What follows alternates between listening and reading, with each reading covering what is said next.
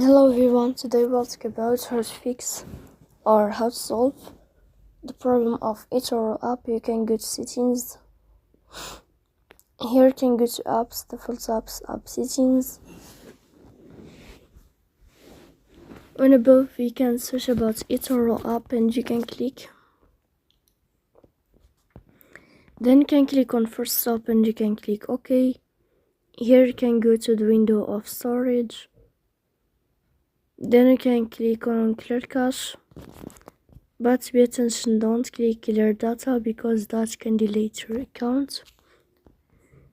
In the end, you can turn off your phone and you can wait a moment to turn on your phone again to fix that problem. So please don't forget to support us by like and subscribe. See you next time in another video and thank you for your attention.